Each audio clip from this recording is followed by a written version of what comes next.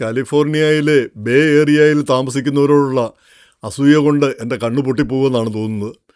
ഈ bay area എന്ന് പറയുമ്പോൾ സാൻ ഫ്രാൻസിസ്കോ, സാനോസെ, സാന്താക്ലാര, ആ ഏരിയ. അപ്പോൾ അവിടെയൊക്കെ വീടിന് ഈ തീപിടിച്ച വില എന്നൊക്കെ പറഞ്ഞാൽ അത് തീപിടിച്ച വിലയല്ല, ചോദിക്കുന്നതിനേക്കാൾ 1 മില്യനൊക്കെയാണ് കൂടുതൽ കിട്ടുന്നത്.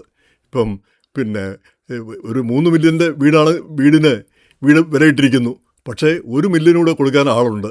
അങ്ങനെയുള്ള കച്ചവടങ്ങൾ ധാരാളമായിട്ട് നടക്കുന്നു. എന്ന് മാത്രമല്ല, അതിൽ കൂടുതൽ കൊടുക്കാനും ആളുകൾ താല്പര്യപ്പെടുന്നു. ഇത് വീട് കിട്ടാനില്ല. അതിന് പുറമെയാണ് ഇപ്പോൾ പുതിയൊരു ഈ ഗോൾഡ് റഷ് എന്നൊക്കെ പറഞ്ഞ് നമ്മൾ ചരിത്രത്തിൽ നോക്കിയാലറിയാം. അലാസ്കയിലൊക്കെ സ്വർണം കണ്ടെത്തിയെന്ന് പറഞ്ഞ് അവിടേക്ക് ആളുകൾ കുടിയേറി പോകുന്നത്, പിന്നെ വലിയ കഷ്ടപ്പാടൊക്കെ സഹിച്ചു പോകുന്നത്. ഇതിപ്പം കഷ്ടപ്പാടൊന്നും സഹിക്കേണ്ടതില്ല, പണം ഇങ്ങോട്ട് വന്നു ചാടുകയാണ് ചെയ്യുന്നത്. സംഗതി ഈ നമ്മുടെ സ്പേസ് എക്സ് ഓഹരി വിപണിയിലിട്ടു. അതിന് 1.6 ട്രില്യൺ വിലയിട്ടു. ഏതാണ്ട് 75 ബില്യനാണ് ആദ്യം കളക്ട് ചെയ്തത്. ഇനിയിപ്പോൾ ഇതാ വരുന്നു, അതേ നിലവാരത്തിലുള്ള 2 കമ്പനികളുടെ പിന്നെ ഓഹരി വിൽക്കാനായിട്ട് വരുന്നു. പിന്നെ ഓപ്പൺ AI, ആന്ത്രോപിക് എന്നിവ. അപ്പോൾ ഇതിന് രണ്ടിനും ഓരോ ട്രില്യൺ വീതം വില കിട്ടുമെന്നാണ്, അതാണ് വില നിശ്ചയിച്ചിരിക്കുന്നത്. അപ്പോൾ ഇതിന് സ്റ്റോക്കുള്ള ആളുകൾ, അവിടെ ജോലിയുള്ളവർ അല്ലെങ്കിൽ ഇതുമായിട്ട് ബന്ധപ്പെട്ട ആളുകൾ, ഇങ്ങനെ സ്റ്റോക്ക് നേരത്തെ വാങ്ങി വെച്ചിരിക്കുന്ന ആളുകൾ, അവരെ സംബന്ധിച്ചിടത്തോളം 1 മില്യനോ 2 മില്യനോ ഇതൊന്നും പ്രശ്നമല്ല. കാരണം ഇത് കിട്ടാൻ പോകുന്നത് ഈ കോടികളാണ് കിട്ടാൻ പോകുന്നത്. അപ്പോൾ പിന്നെ ഇത് കുറച്ചങ്ങ് കൊടുക്കുന്നതിൽ ഒരു പ്രശ്നവുമില്ല. ആ രീതിയിൽ വാരിക്കോരി കൊടുക്കുക. അപ്പോൾ ഈ ഹൗസ് ഓണേഴ്സും ഇത് മുതലാക്കുന്നു. പലരും ഞങ്ങൾക്ക് കൂടുതൽ പൈസ തരണ്ട, ഇത് സ്റ്റോക്ക് തന്നാൽ മതി. അപ്പോൾ ചിലർ 1 മില്യൻ്റെ സ്റ്റോക്ക് പിന്നെ കൊടുക്കാമെന്ന് പറയുന്നു, ചിലർ അതിൽ കൂടുതൽ കൊടുക്കാമെന്ന് പറയുന്നു. കാരണം 20, 30 മില്യനോ 40, 50 മില്യനോ ഒക്കെ കിട്ടുന്ന ആളുകളാണ് ഇവർ ഈ സ്റ്റോക്കിലൂടെ കിട്ടാൻ പോകുന്ന ആളുകൾ. ഈ ന്യൂയോർക്ക് ടൈംസിൻ്റെ ഒരു കണക്കിൽ പറയുന്നത്, ഇത് രണ്ടും കൂടെ പിന്നെ ഓഹരി വിപണിയിൽ വരുമ്പോഴത്തേക്ക് ഒരു 16,000 പുതിയ മില്യനേഴ്സ് ഉണ്ടാവും. അതുപോലെ തന്നെ 20 പുതിയ ബില്യനേഴ്സ് ഉണ്ടാവും. ഇപ്പം ഈ സ്പേസ് എക്സ് വന്നപ്പോഴത്തേക്ക് അവിടുത്തെ ഏതാണ്ട് 1400 അത്രയും ജോലിക്കാർ അവർ മില്യനർമാരായി മാറി. നോക്കി ഞൊടിയിടയിൽ മില്യനർമാരായി. അവരിപ്പം ആ മില്യനൊക്കെ ഇപ്പോൾ കുറഞ്ഞോന്ന് എനിക്ക് അറിഞ്ഞുകൂടാ. അതിൻ്റെ വില കുറഞ്ഞിട്ടുണ്ട്. വില കുറഞ്ഞാലും അത് പിന്നെ കുറഞ്ഞും കൂടിയും ഇരിക്കുമല്ലോ. അപ്പോൾ അങ്ങനെ ഈ പുതിയ കമ്പനികളും പുതിയ വരുമാനവും പുതിയ ഓഹരി വിപണിയും ഒക്കെ വരുമ്പോഴത്തേക്ക് ആ സ്ഥലത്തെ, ആ പ്രദേശത്തെ വിലയങ്ങ് കൂടുന്നു.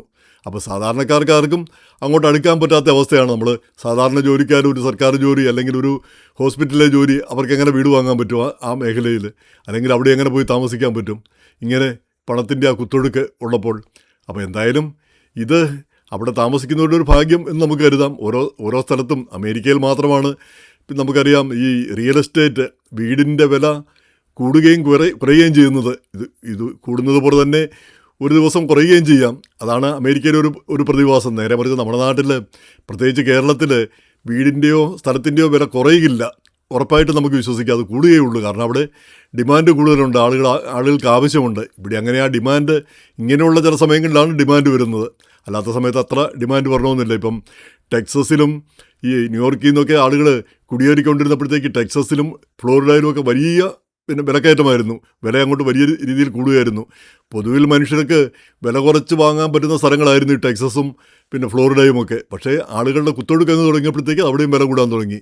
ഇപ്പോഴത് വീണ്ടും ആ വിലയെല്ലാം കുറഞ്ഞുകൊണ്ടിരിക്കുന്നു. ആളുകൾക്ക് ആവശ്യക്കാർ കുറഞ്ഞുകൊണ്ടിരിക്കുന്നു. ഇങ്ങനെ അപ്പോൾ 5 ലക്ഷം രൂപയ്ക്ക് മേടിച്ച വീട് ചിലപ്പോൾ ഇപ്പോൾ 2.5 ലക്ഷമോ 3 ലക്ഷമോ ഒക്കെ ആയിട്ട് കുറഞ്ഞു കാണും. വാങ്ങാൻ ആളും കാണില്ല. അപ്പോൾ അങ്ങനെയുള്ള സ്ഥിതിയും വരും.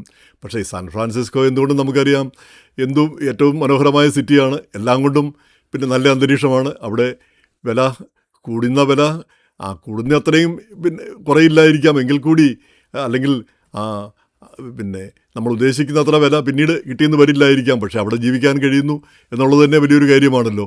പ്രത്യേകിച്ച് ഈ സിലിക്കോൺ വാലി എന്ന് പറയുമ്പോൾ അതാണ് ഈ ലോകത്തെ ഇപ്പോഴും തൽക്കാലം ലോകത്തെ നിയന്ത്രിക്കുന്ന ശക്തിയായിട്ട് ഈ സിലിക്കോൺ വാലിയാണ് നിലനിൽക്കുന്നത്. അപ്പോൾ അതിൻ്റെ തിരകക്കുറിയായിട്ടാണ് ഇപ്പോൾ നമ്മുടെ AI വന്നിരിക്കുന്നത്, ഈ ആർട്ടിഫിഷ്യൽ ഇൻ്റലിജൻസ്. അതിൻ്റെ കൂറ്റൻ ഡേറ്റാ സെൻ്ററുകളും മറ്റും രാജ്യമെമ്പാടും ഉയർന്നു വരുന്നു.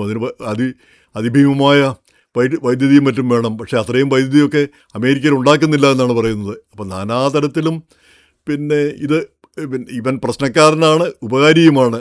അപ്പോൾ ഇവിടെ ന്യൂയോർക്കിൽ ഇതുപോലെ വലിയ ഡേറ്റാ സെൻറ്റർ വരുന്നു, ന്യൂയോർക്ക് സ്റ്റേറ്റിൽ. അതിപ്പം ഗവർണർ അത് തടഞ്ഞിരിക്കുന്നതാണ് പറഞ്ഞിരിക്കുന്നത്. അവർ അടുത്ത ഇലക്ഷൻ നിൽക്കുന്നുണ്ട്. അതുകൊണ്ട് ഇങ്ങനെയുള്ള കാര്യത്തിന് പോകാതെ ജനക്ഷേമപരമായ കാര്യങ്ങളിലേക്ക് ശ്രദ്ധ കേന്ദ്രീകരിക്കാനാണ് ഈ ന്യൂയോർക്ക് ഗവർണർ കാത്തി ഹോക്കർ ശ്രമിക്കുന്നതെന്നാണ് ഇപ്പോഴത്തെ ലേറ്റസ്റ്റ് റിപ്പോർട്ട് പറയുന്നത്. എന്തായാലും ബേ ഏരിയയിൽ ഈ ടെക് ബൂം എന്നൊക്കെ പറയുന്നത് നമ്മളിങ്ങനെയാണ് കേൾക്കുന്നത്. ഇതിനു മുമ്പും ടെക് ബൂം ഉണ്ടായിട്ടുണ്ട്. ഈ 2000 നമ്മുടെ Y2K സഹസ്രാബ്ദം മാറുമ്പം അന്നേരം വൈറസ് ഉണ്ടാകുമെന്നൊക്കെ പറഞ്ഞ് അന്നാണ് ധാരാളം പേര് H1 വിസയിലൊക്കെ ഇങ്ങോട്ട് വരുന്നത്. അതിനുശേഷമാണ് ഇന്ത്യൻ കുടിയേറ്റം ശക്തിപ്പെടുന്നതും. പിന്നെ Y2K ബൂമുണ്ടായി. അതിൽ ഒരുപാട് ടെക്കിന് വലിയ പ്രാധാന്യമായിരുന്നു. അതിനുശേഷം പിന്നെ ഗൂഗിളിൻ്റെ സ്റ്റോക്ക് വിപണിയിൽ വന്നു, ഫേസ്ബുക്കിൻ്റേത് വന്നു, ഇങ്ങനെ ഓരോന്നോരോന്ന്. പക്ഷേ അന്നൊക്കെ ഇല്ലാത്തൊരു ബൂമാണ് ഇപ്പോൾ ഈ AI കൊണ്ടുവന്നിരിക്കുന്നത്. നമ്മുടെയെല്ലാം ജീവിതത്തെ തന്നെ മാറ്റിമറിക്കുന്ന ഒരു വൻ ശക്തിയായിട്ട് AI മാറിയിരിക്കുന്നു. ഇനിയിപ്പം നമ്മൾ ഏതെങ്കിലും മരുന്നുകളൊക്കെ നമ്മുടെ ശരീരത്തിലുണ്ടെങ്കിൽ ആ മരുന്നുകളെയൊക്കെ ഡിറ്റക്റ്റ് ചെയ്തിട്ട് നമ്മളെയൊക്കെ നിർവീര്യരാക്കാനും അല്ലെ നമ്മളെയൊക്കെ ആക്രമിക്കാനും ഒക്കെ കഴിയുന്ന ശക്തികൾ അങ്ങനെയുള്ള കാലങ്ങളും ഈ AI ഉപയോഗിച്ച് ചെയ്യാൻ കഴിയുമെന്നാണ് പറയുന്നത്. എന്തായാലും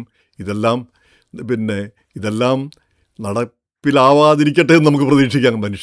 മനുഷ്യനായിട്ട് തന്നെ ജീവിക്കട്ടെ. ഇങ്ങനെയൊക്കെ ഈ ടെക്നോളജി വന്നുകൊണ്ട് ടെക്നോളജിയുടെ ഒരടിമകളായിട്ട് നമ്മൾ മാറുന്ന ഒരു സ്ഥിതി നന്നല്ലല്ലോ. ഇപ്പം